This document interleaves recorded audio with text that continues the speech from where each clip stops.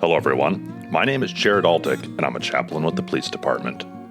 The Hey Chaplain podcast brings you stories and wisdom about life and law enforcement, giving support and encouragement to those who wear the badge. Today, we're joined again by Captain Joe Grasela, who just finished a day of work, walked into my office, took off his tactical vest, turned off his radio, and is just now sitting down in front of the microphone here. Hey, Joe, how are you? Good, Chaplain. How are you? I'm doing well. And we've got a great topic today with some audience participation. So let me start with one of my favorite quotes from G.K. Chesterton.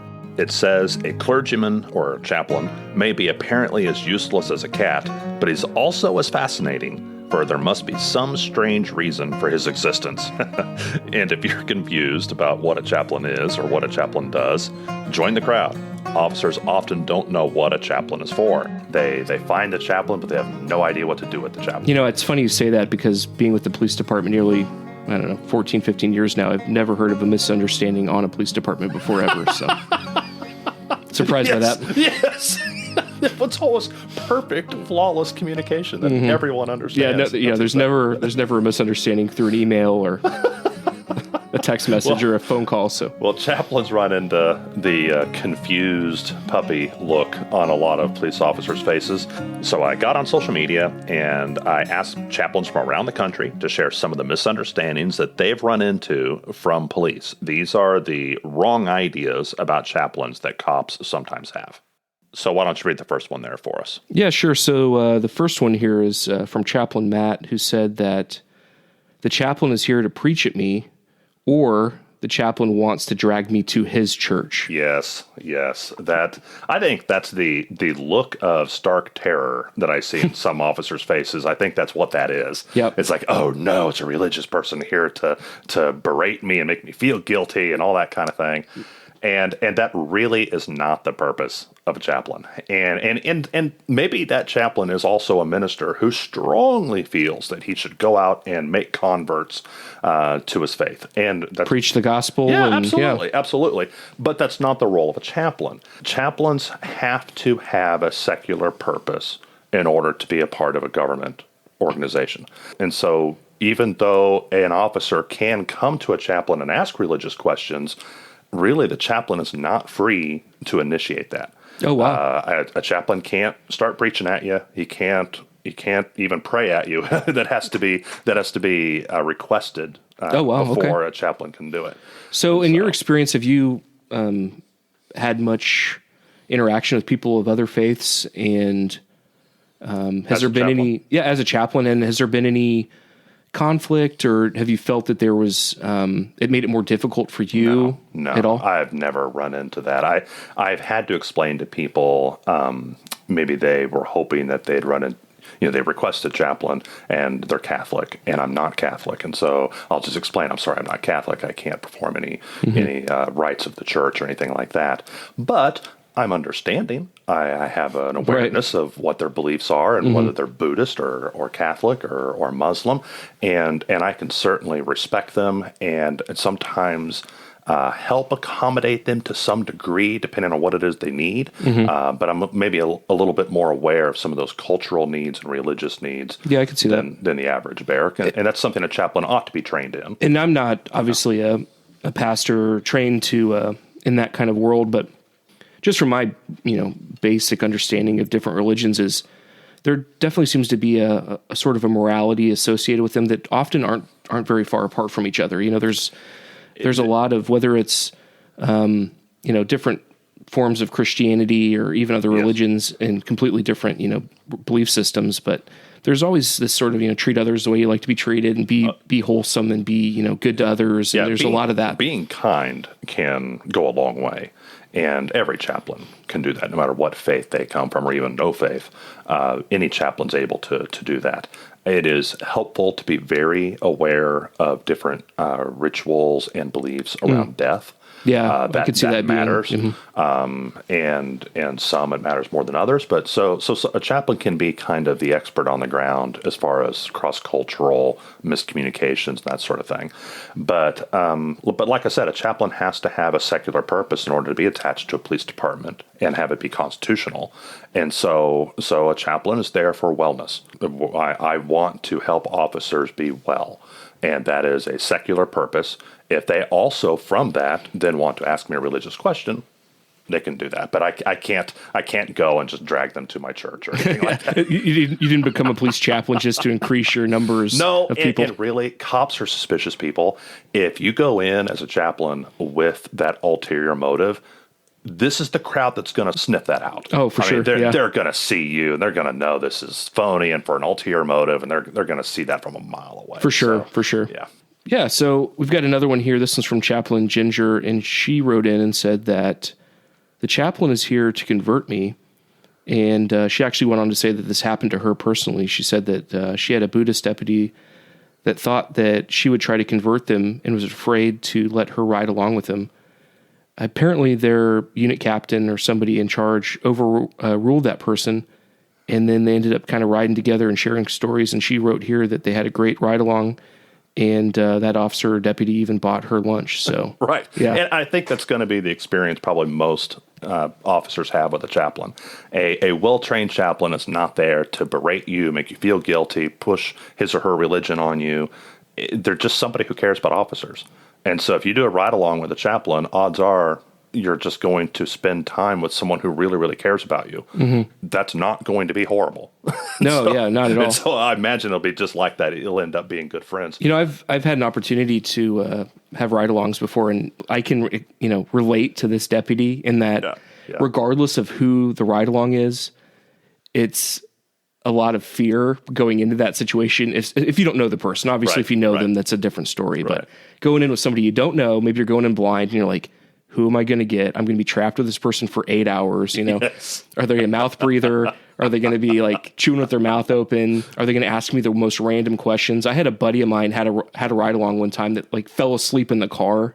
And so I may or may not have gotten a photograph of the person like snoring in their car. I'm just like, what is going on here? But I've been very lucky, and I've had civilian ride-alongs. I've had dispatchers do ride-alongs to learn about, what it's like out on the streets. I had a foreign officer from the Hungarian army ride with me one time, and he was a hoot. So yeah, it's a great experience. You get to know people. I mean, some of my closest friends on this police department are people that I've worked together with as a patrolman, and riding, together in a car for 8 hours at a time. You start learning about people. As a training officer, the same thing. Riding with somebody regularly for 8 hours a day for sometimes months on end, and you really get to know all the good things and the maybe not so good, but just their little quirks and everything that everybody has. So it's a good time. Excellent. Like I said, most chaplains are probably harmless and just care about you, so they're probably safe. That makes sense. Next one here I've got is from Chaplain Craig, and apparently that he had experience with officers that thought that Lutheran pastors are celibate because they wear a collar just like Roman Catholic priests.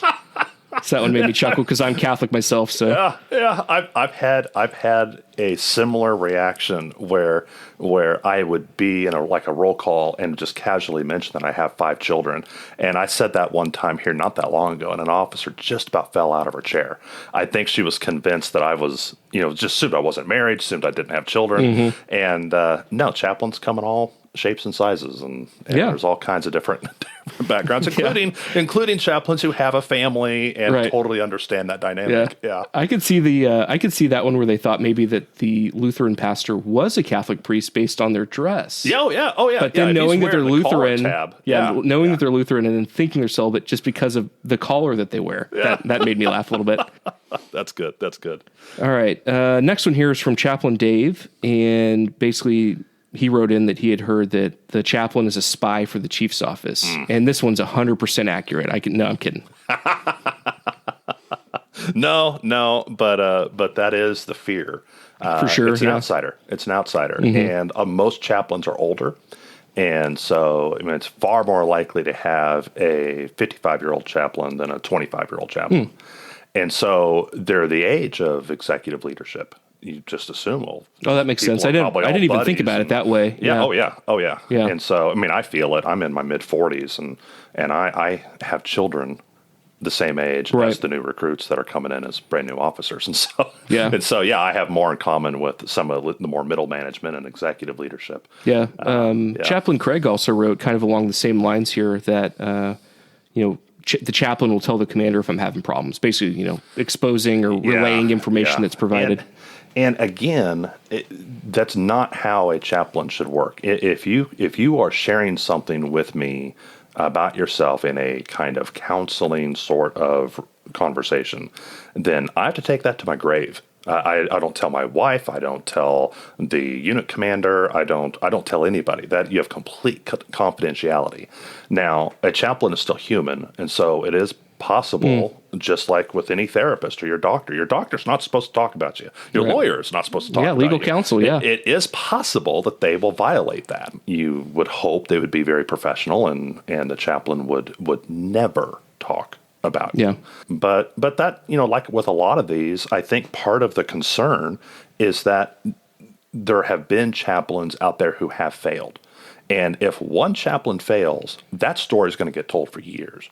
Well, that's the case in every profession. I mean, think about the world that we live in. If one police officer does something inappropriate or unethical or illegal, you got it. Right. Yeah. Right. And so I'm guessing that there have been chaplains who were buddy with the chief. They had breakfast with the mayor. They hung out with senior leadership, and that caused suspicion. And then if they shared something with the chaplain talked a little too much, that probably destroyed that trust. Right. And so not all chaplains are like that, but like I said, it would only take one bad chaplain. Oh yeah, of course, to create that suspicion. Yeah, that's just human. Like I think that my understanding, whether you're a Catholic priest or a pastor of a different faith or a monk or whatever it is in Buddhism, we're all humans and we all fail and make mistakes at times. And it's just part of life, unfortunately. But yeah, I agree. I don't, at least from my experience dealing with you, I don't see you as coming out just trying to gather information and intelligence for what's going on, right? Well, it's something I've had to wrestle with because as I came into the department, I would see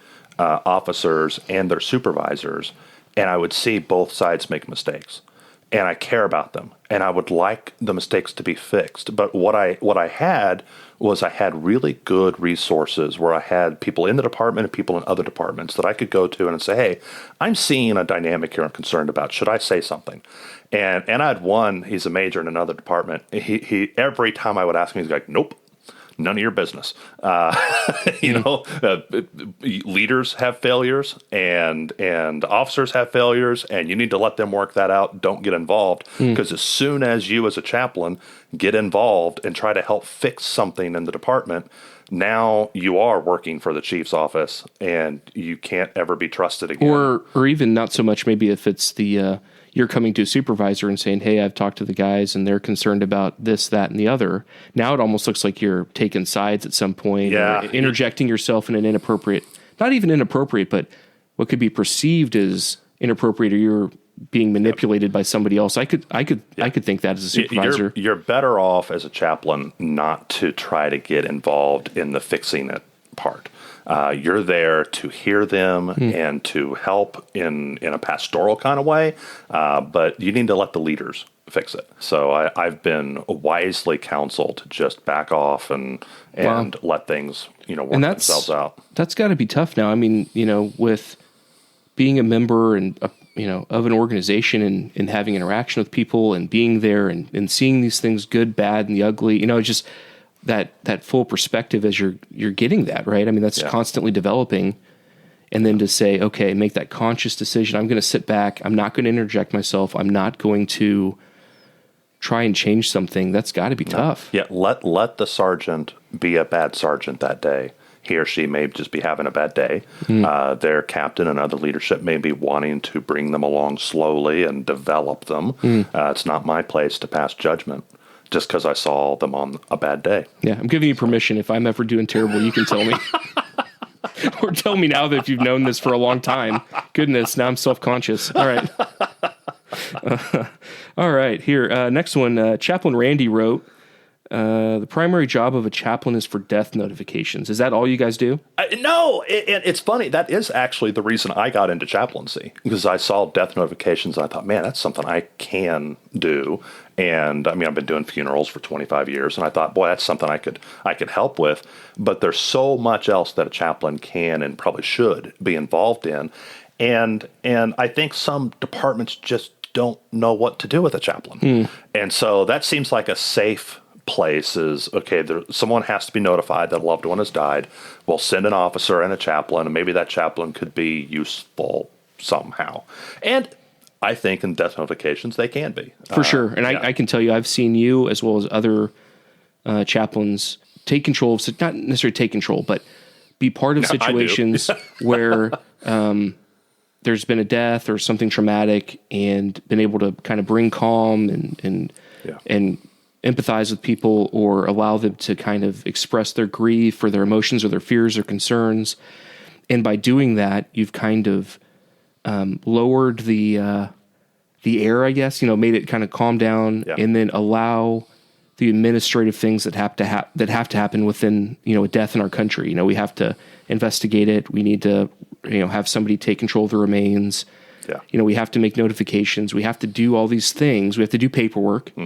And just having a chaplain there that can then be sort of that, liaison, or whatever you want to call it, to the grieving family or friends, allows the police to do their job more efficiently. And also it kind of, like I said, brings that calm and that peace. Yeah. Yeah. When I do a death notification, I take over. I ask, the detective or whoever I'm dealing with, for all the information. I'll make first contact.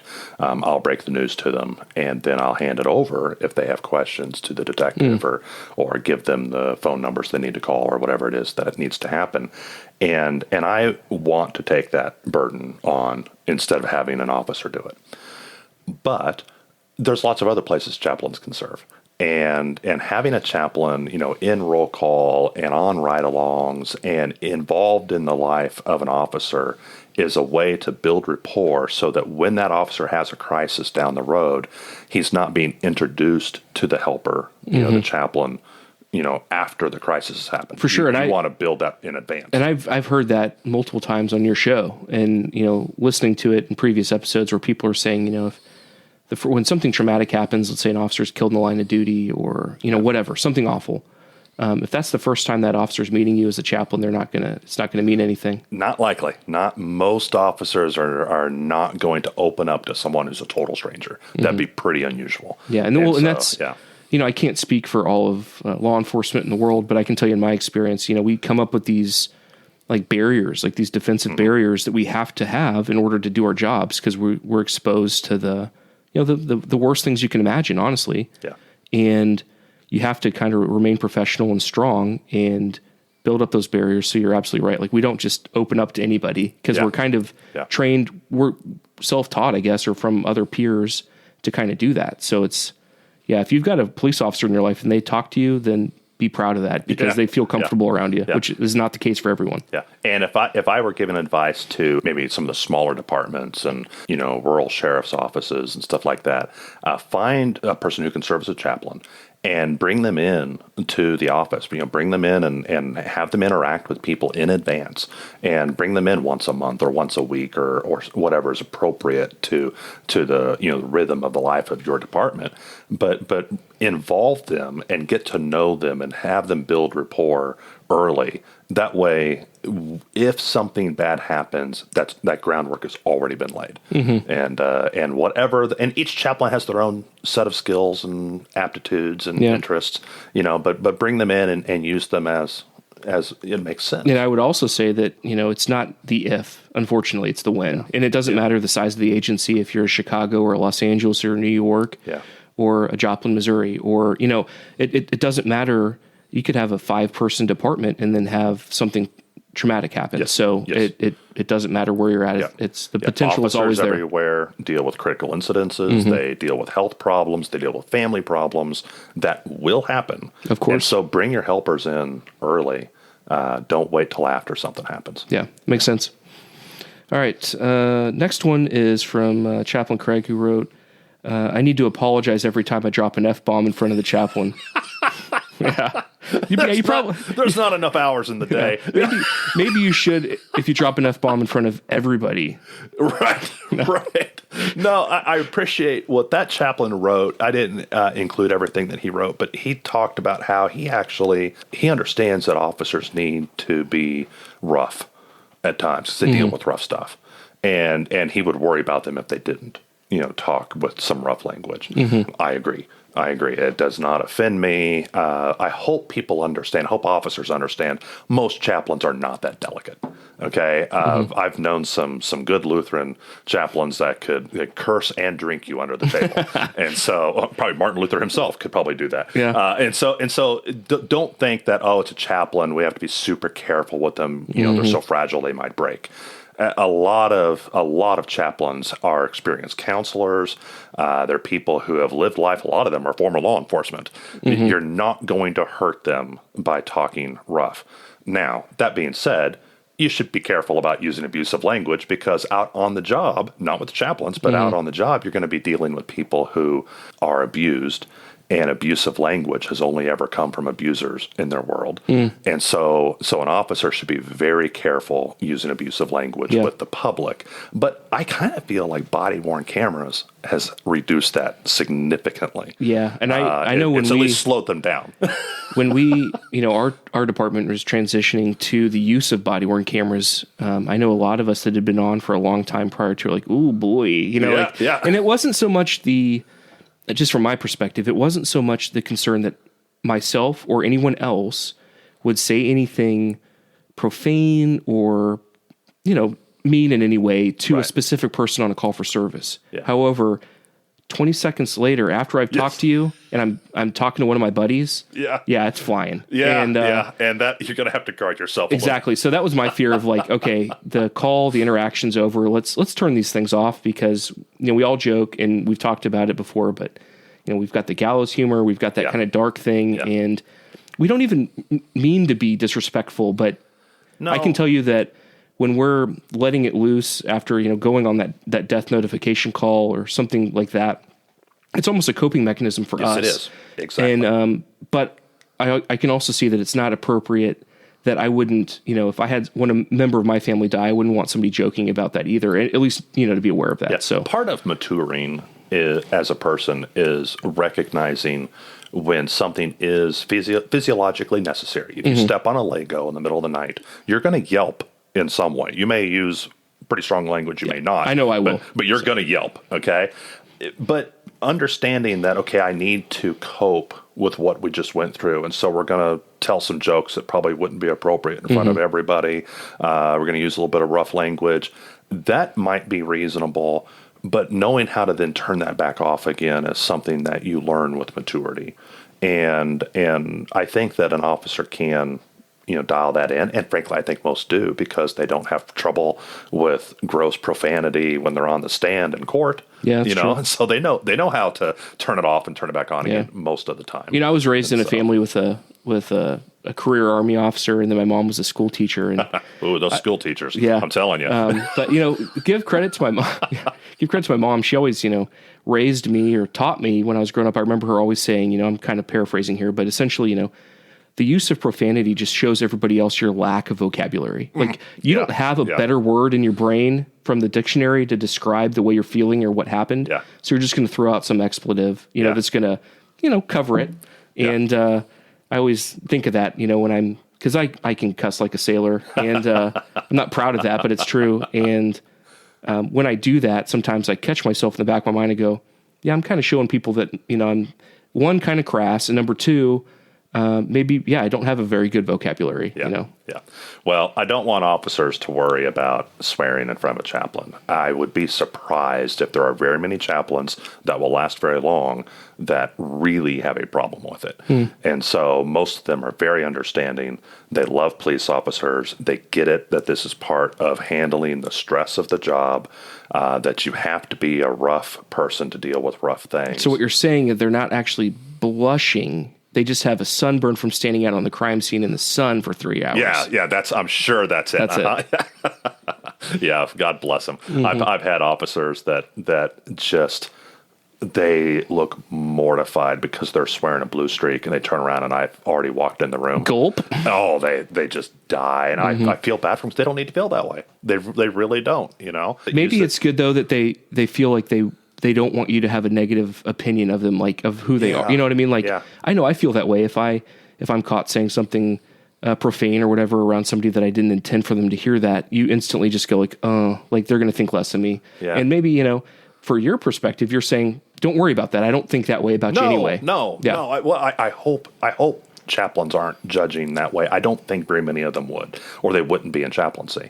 For me, no, I'm already sympathetic with what an officer's going through, and they're swearing, and I wish they wouldn't swear as much, but it doesn't hurt me. I just don't want someone else to look badly on them. Let me reiterate that police officers are not solely to blame for the misunderstanding about what a chaplain is or what a chaplain does. Chaplains themselves are at least partly to blame for this confusion, or at least chaplains as a group.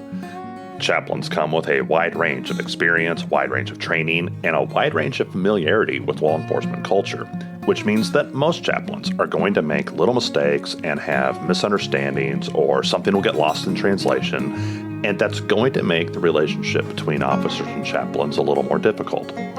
It's unfortunate that a chaplain may get blamed for the misbehavior of other chaplains in other places or even in other decades, but that's what all of law enforcement deals with.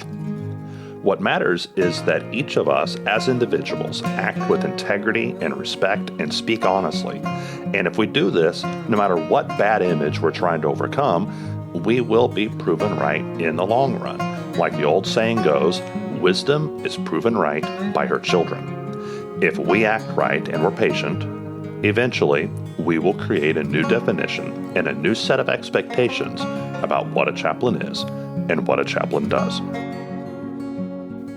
If you like what you heard here, please share this episode with a cop or someone who loves a cop. And if you would, take just a few seconds and go to Apple, Spotify, Podchaser, or Good Pods and leave a 5-star review and a few kind words. It'll help the algorithms put this podcast in front of more cops and their loved ones. The views expressed here are the personal views of the hosts and our guests and do not necessarily represent the views of any law enforcement agency or its components. Thank you for listening today, and as always, pray for peace in our city.